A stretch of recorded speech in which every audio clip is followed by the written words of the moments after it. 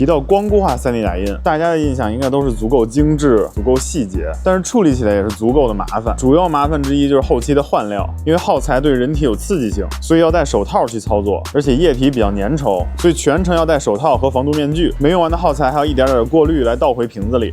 每次打印完，即使不需要换料，那也需要用铲子去检查一下底面是否有掉落的零件，避免在下一次打印损伤机器。还有一个麻烦在模型的清洗，常规光敏树脂不溶于水，要使用95%以上的酒精来清洗，这样高浓度的酒精挥发性也非常强，依然要戴着防毒面具和手套来操作。清洗的过程也需要反复晃动才能清洗干净。这次要分享的是纵微立方 M7 Max， 已经深入测试使用了2个多月，配合后处理的清洗固化机，让我明显感受到光固化后处理流程正在优化。那今天我们来一块儿看看它是怎么实现优化的。现在 3D 打印都在往巨大型去做，不只是 FDM， 那这回收到是一个光固化 3D 打印机，来自 Anycubic 纵微立方的 Photon Mono M7 Max。旁边这一箱是 Anycubic 的一个清洗套装，咱们一块儿开箱看看。调频检验纸，非常巨大的一个机器，别放地上。这开箱很简单，不需要组装什么。后边有2个管子，恍惚间我以为它是 FDM 的打印机。工具盒、一次性手套和漏斗的滤纸、小铲子、电源线、用户手册、说明书，这是离心膜的铲子。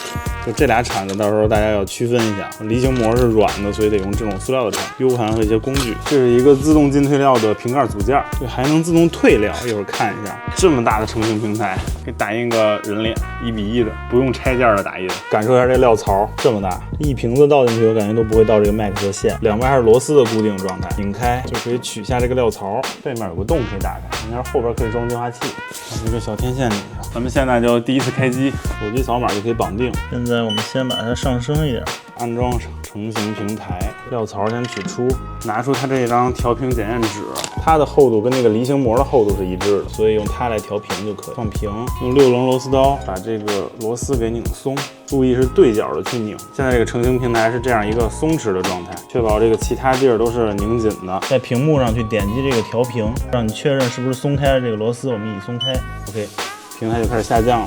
正在微调，这儿显示完成调频。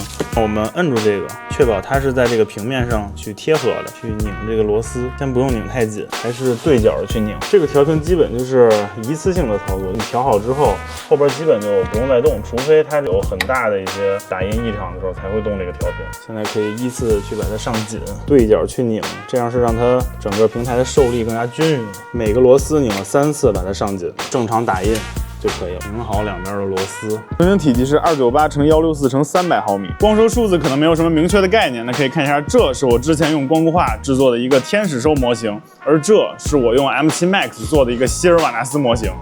可以看一下这个模型，光说这个底座可能用我原来的机器就没法完成。一般手办模型因为细节比较多，所以需要拆件去打印，而零件一多，一盘就装不下。如果需要多盘，就需要反复清理和检查料盒。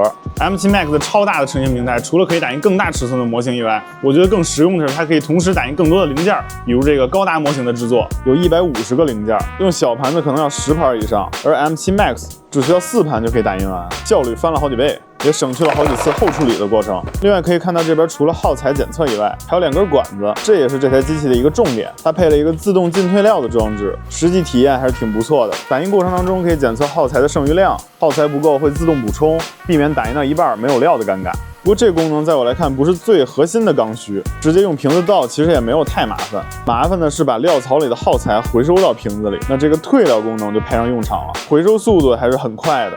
只是耗材到最后剩余的部分，需要用铲子把它推到吸管口的位置。不过这相对于常规的直接端着料盒往回倒，还是减少了不少操作的。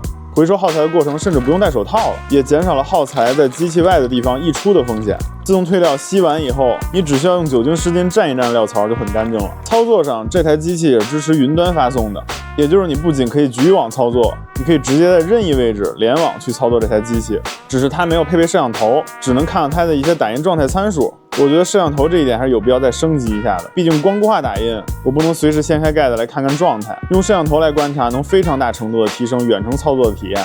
打印质量方面，这台机器配了一个 7K 的屏幕，放在当前光固化新机里确实不算高，但也够用。近看是能看到层纹，不过这是相对光固化打印的模型是比较明显。